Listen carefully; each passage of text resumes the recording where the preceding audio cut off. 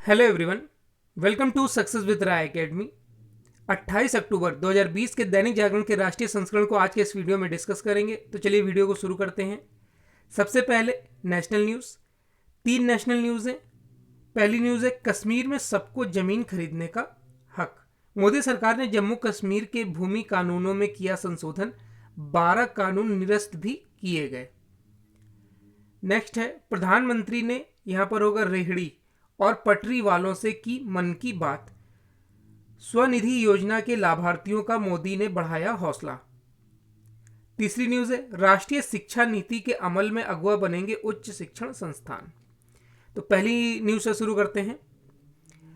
देश के किसी भी हिस्से में रहने वाला कोई भी नागरिक अब जम्मू कश्मीर में सपनों का घर बना सकता है। केवल घर ही नहीं, जमीन खरीदकर कारोबार के लिए दुकान और किसान कृषि भूमि खरीद सकते हैं।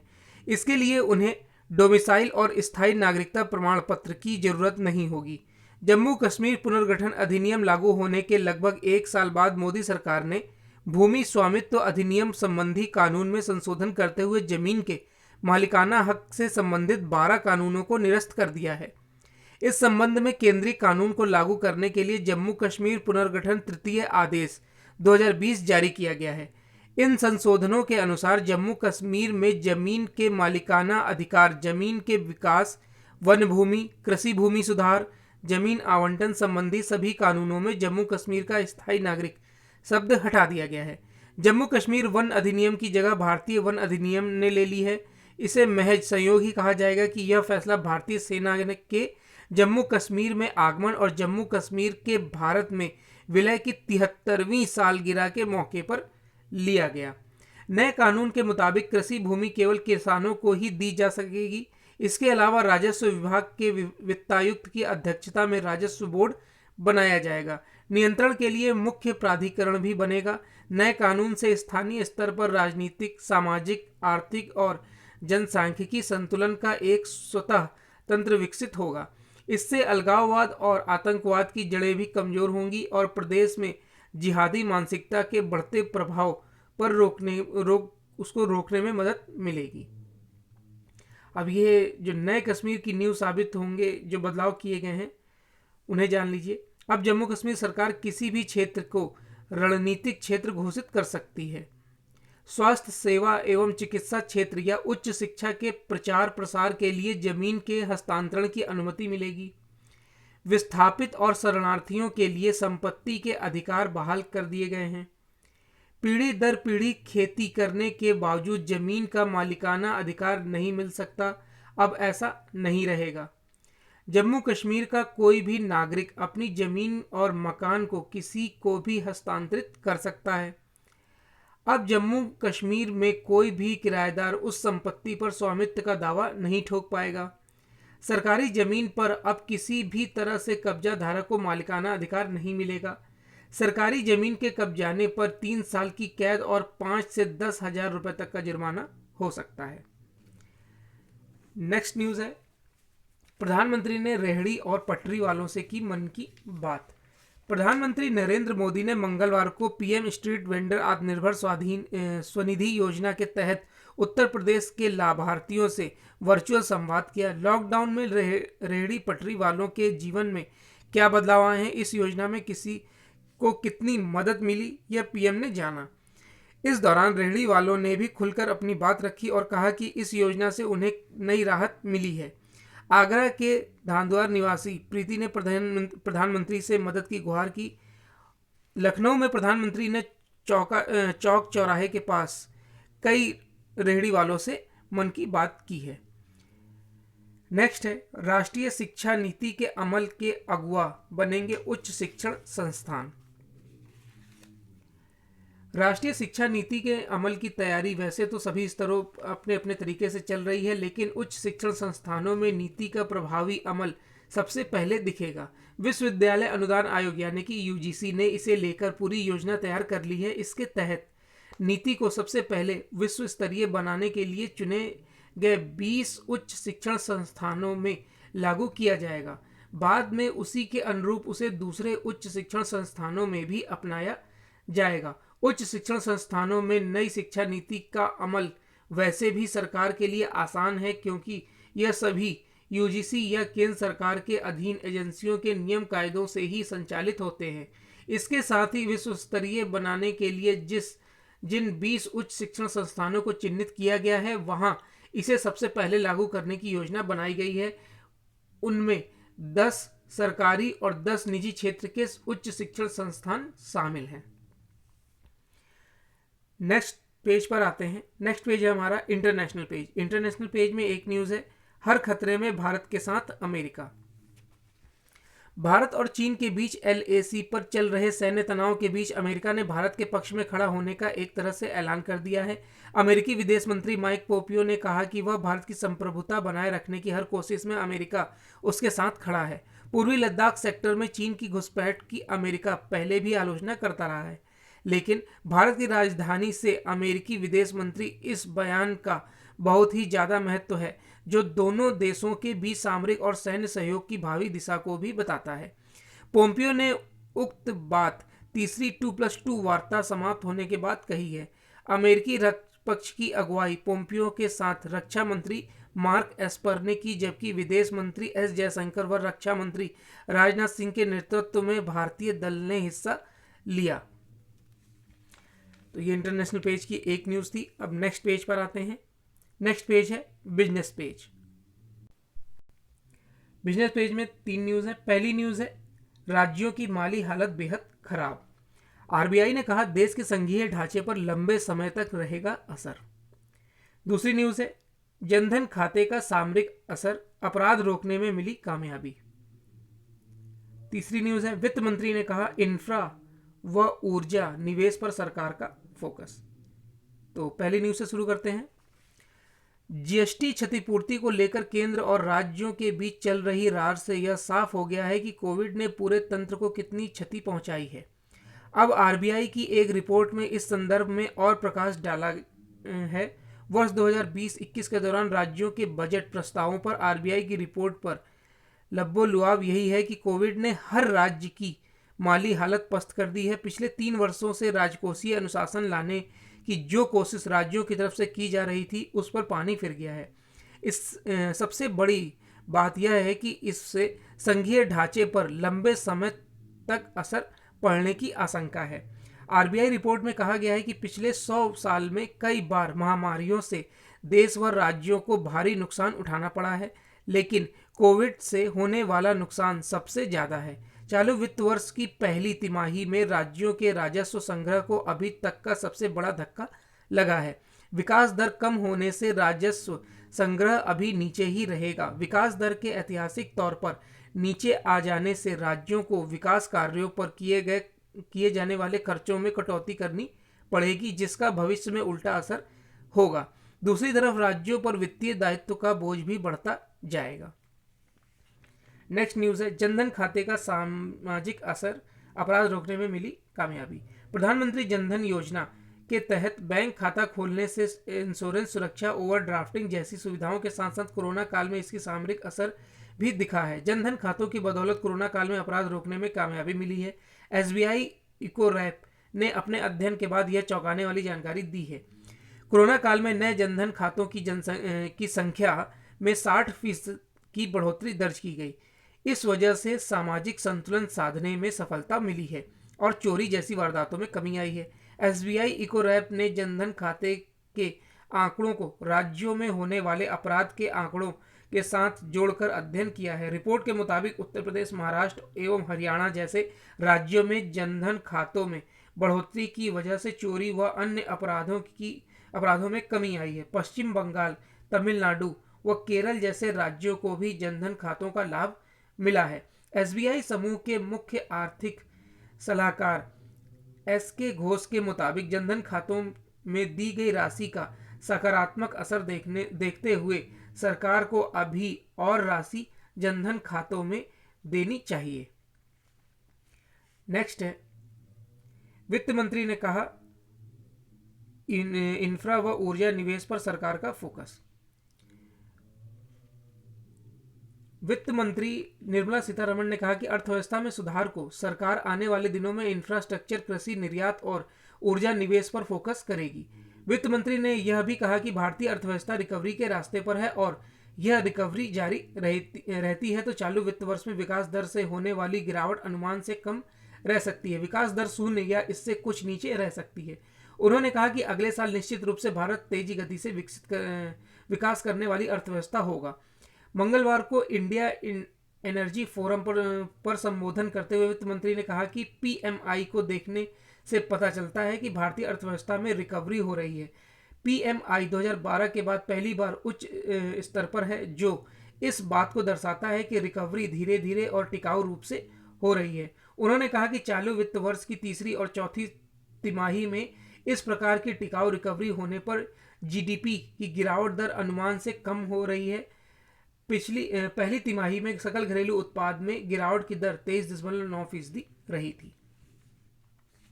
तो ये बिजनेस पेज की 3 न्यूज़ थी। अब नेक्स्ट पेज पर आते हैं। नेक्स्ट पेज है हमारा एडिटोरियल पेज। एडिटोरियल पेज में 3 आर्टिकल हैं। पहला आर्टिकल है हंगर इंडेक्स की हकीकत।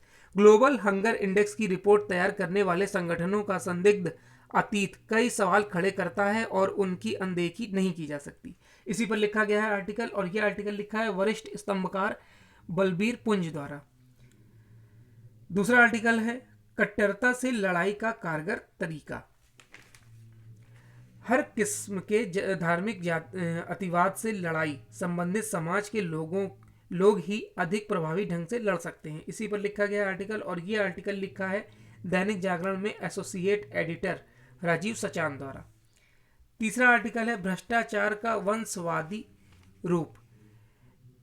सीबीआई ने एक सम्मेलन को संबोधित करते हुए प्रधानमंत्री ने जो वंशवादी भ्रष्टाचार है उस पर जो आलोचना करी है उस पर लिखा गया है आर्टिकल। तो पहले आर्टिकल से शुरू करते हैं। हंगर इंडेक्स की हकीकत।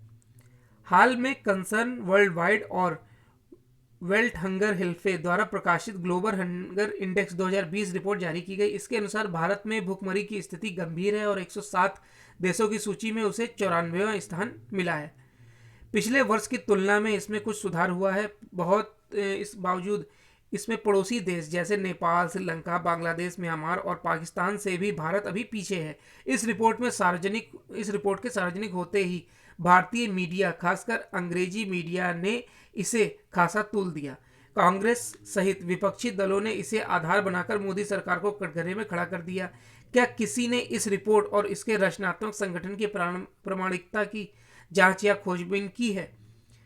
निसंदेह देश में कुछ स्वयंसेवी संगठन ऐसे हैं जो सीमित संसाधनों के बावजूद देश के विकास में अहम भूमिका निभा रहे हैं, किंतु कई एनजीओ ऐसे भी हैं जो पर्यावरण, सामाजिक न्याय, गरीबी, शिक्षा, महिला सशक्तिकरण, सहिष्णुता, मानवाधिकार और पशु अधिकारों की आड़ में न केवल भारत विरोधी अपितु हमारी बहुलतावादी परंपराओं पर हमला कर रहे हैं।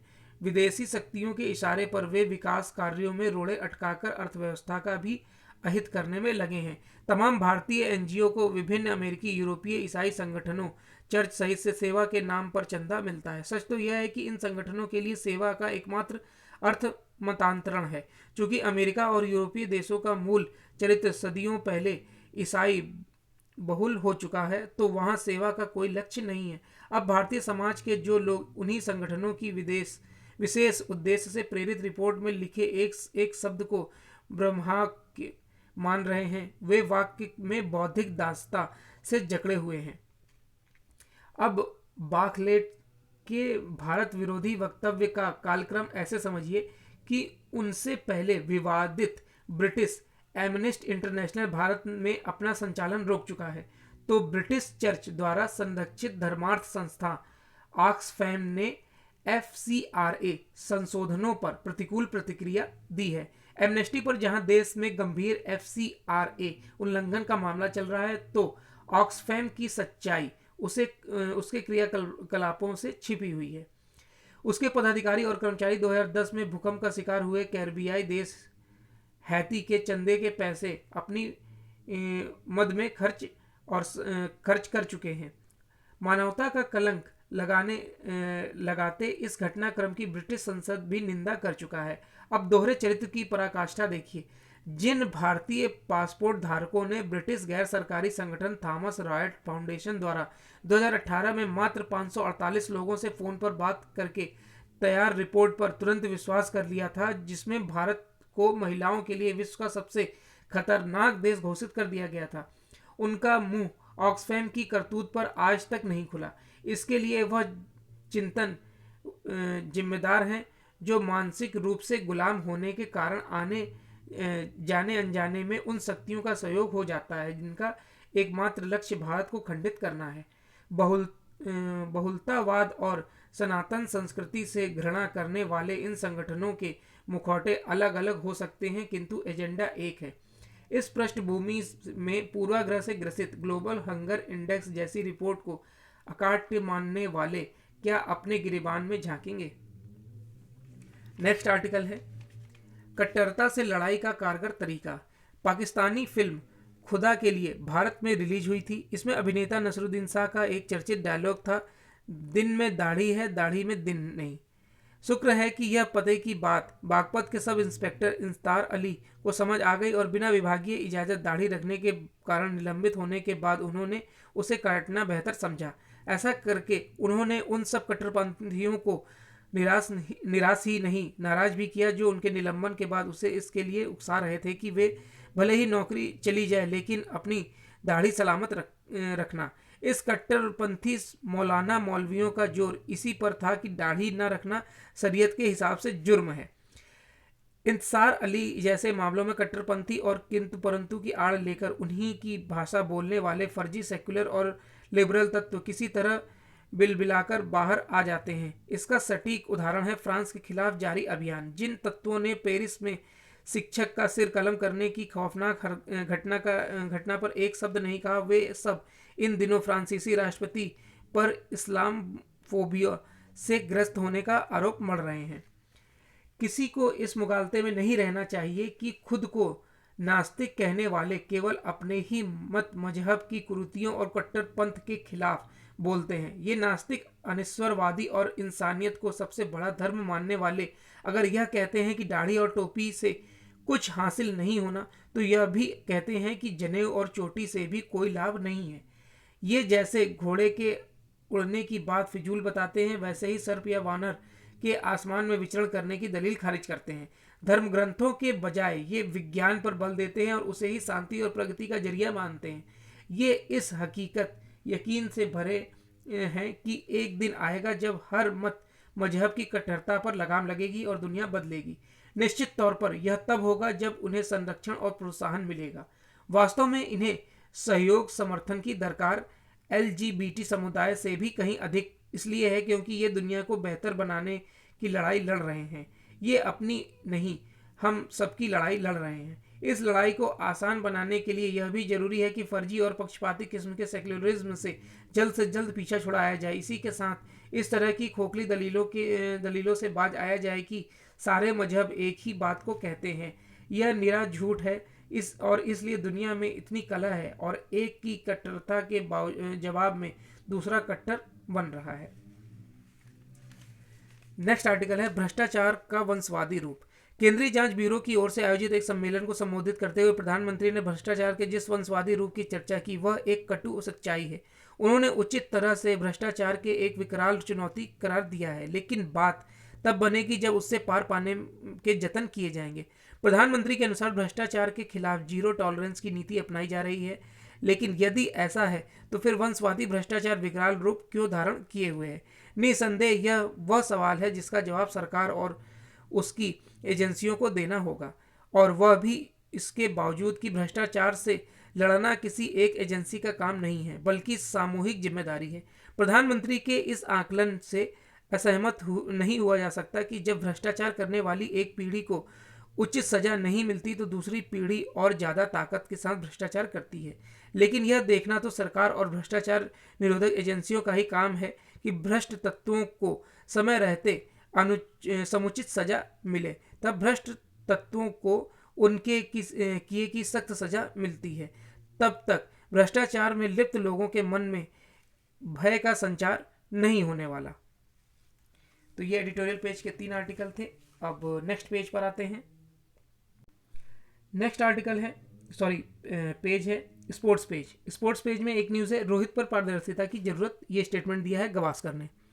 भारतीय कप्तान सुनील गावस्कर ने रोहित शर्मा की हैमस्ट्रिंग की चोट को लेकर अधिक पारदर्शिता दिखाने की अपील की है, क्योंकि ऑस्ट्रेलिया के आगामी दौरे के लिए टीम में नहीं चुने जाने के कुछ घंटे बाद ही रोहित मुंबई इंडियंस के नेट्स पर अभ्यास करते हुए देखे गए।